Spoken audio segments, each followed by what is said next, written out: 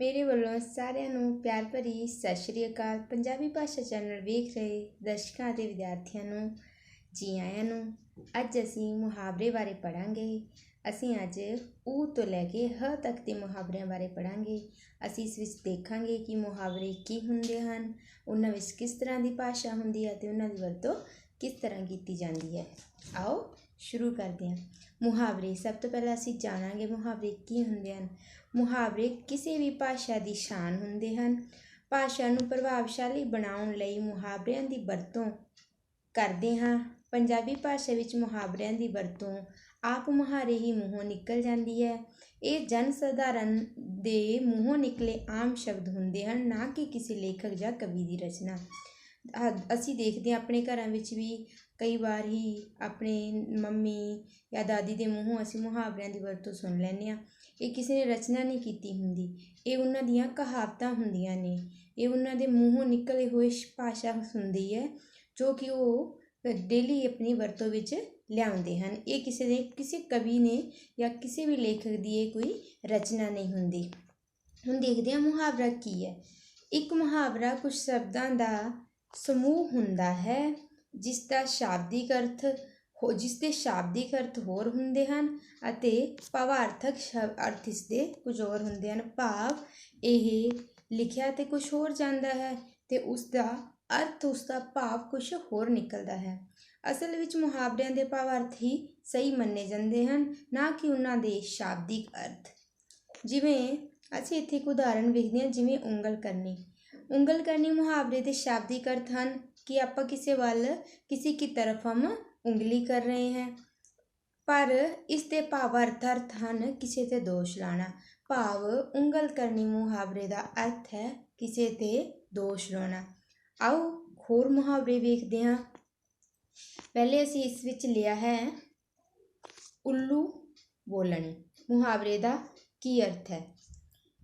उल्लू बोलने, उजाड़ होनी, कहीं पे सुनसान जगह होनी जहाँ पे कोई नहीं रहता हो तो वहाँ पे उल्लू अपना घर बसा लेते हैं। उल्लू बोलने इसका अर्थ है उजाड़ होनी। शाम दे घर वाली दी मौत तो बाद उसदे घर उल्लू बोलते हैं।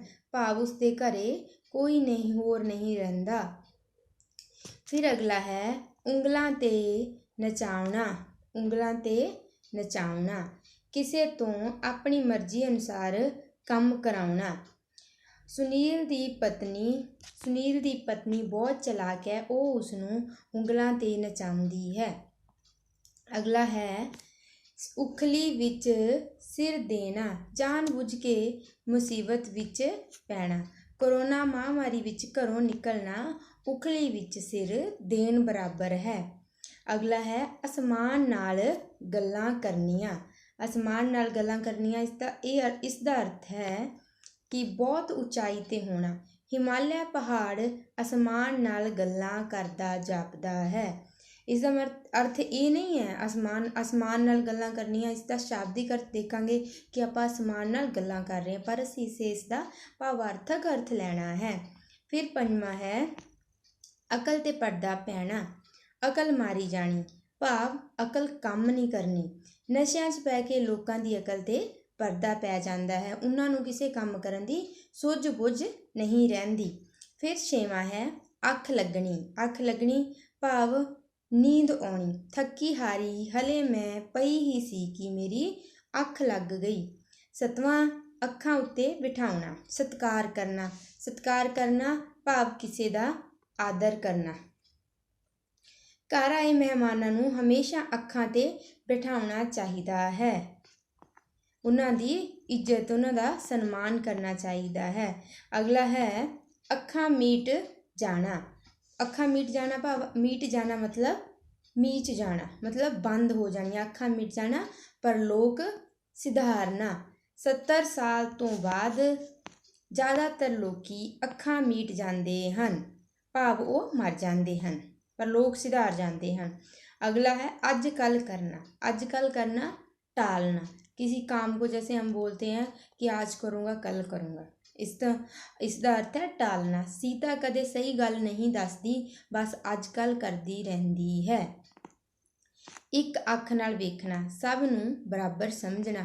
मापे अपने, मापे यानी कि मापे का अर्थ इत्थों है कि जो अपने माँ बाप होते हैं। मापे अपने सारे बच्चों नूं एक अख नाल वेखदे है, भाव वो सारिਆਂ नूं बराबर समझते है। अगला है एक मुठ होना। एक मुठ होना एकता होनी, एक मुठ हो के ही कोई काम सिरे चढ़ सकता, भाव मिलजुल के ही हम आगे बढ़ सकते हैं। फिर अगे है इट घड़े का वैर होना, बहुत दुश्मनी होना। सप अते न्योले का, न्योला यानी कि नेवला, सप अते न्योले का हमेशा इट घड़े का वैर रहता है, मतलब उनकी बहुत गहरी दुश्मनी होती है, वो एक दूसरे को देख नहीं पाते हैं, एक दूसरे पे वार कर देते हैं। इट नाल इट वजाउणा, तबाही करनी, असी पाकिस्तान की इट नाल इट वजा दिती सी।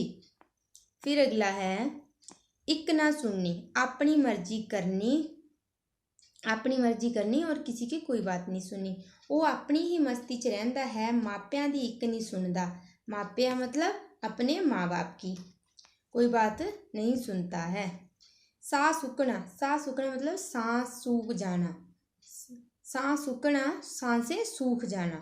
डरना, अपने सामने शेर नूं वेख के मेरा साह सुक गया। फिर अगला है सिर पैर ना होना। सिर पैर ना होना बेसिर पैर की बातें जो करते रहते हैं, गलबात ही समझ च ना आना। एक किद्दां दी फिल्म है, इसदा ना सिर है ना पैर है, भाव किसी भी गल की कोई समझ नहीं लगनी।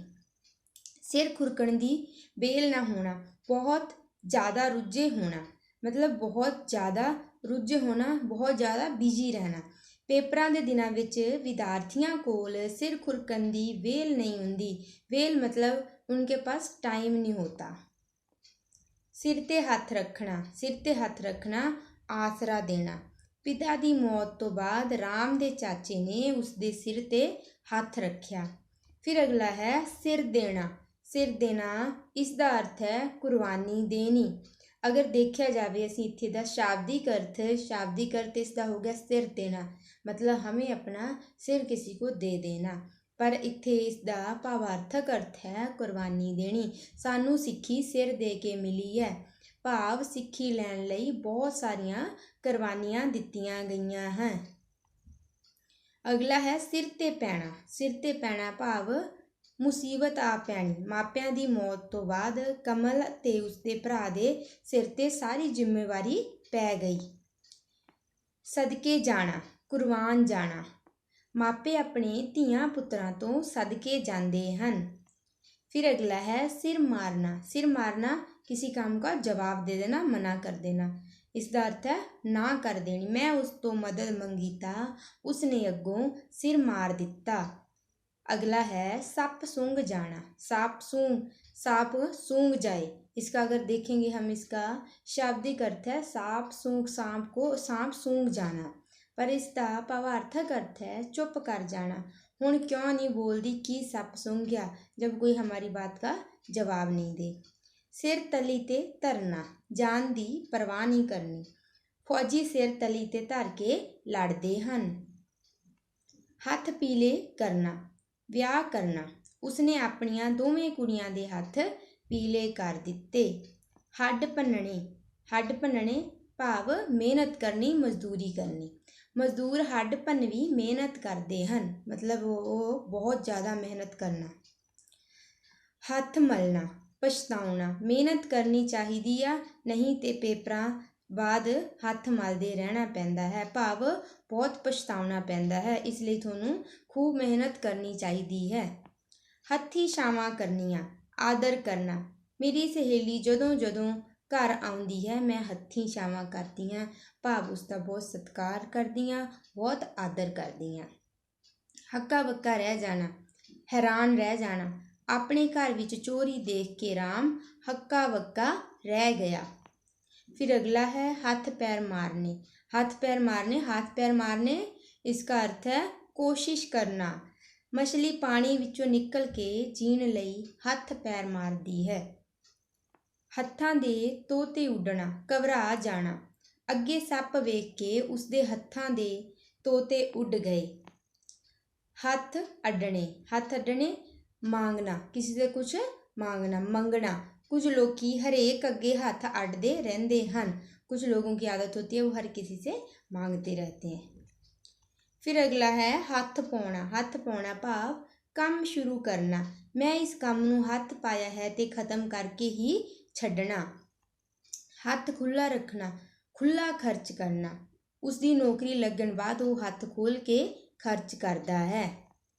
हल्लाशेरी देनी। हल्लाशेरी देनी भाव हौसला देना। बच्चों नूं पढ़ाई प्रति हल्लाशेरी दिंदे रहना चाहिए है ताकि जो चंगे नतीजे लै आउण। इन्हां नूं तुसीं पढ़ना है, लिखना है अते याद करना है। इस गल का तुसीं ध्यान रखना है कि जो मैं लिखवाया जरूरी नहीं कि तुसीं ये वाक ही बनाने हैं, तुसीं अपनी भी वाक बना सकते हो, पर तुसीं देखना है कि उसका अर्थ सही होना चाहिए। मुहावरे का तुसीं अर्थ की लिख रहे हो उस चीज़ का तुसीं ध्यान रखना।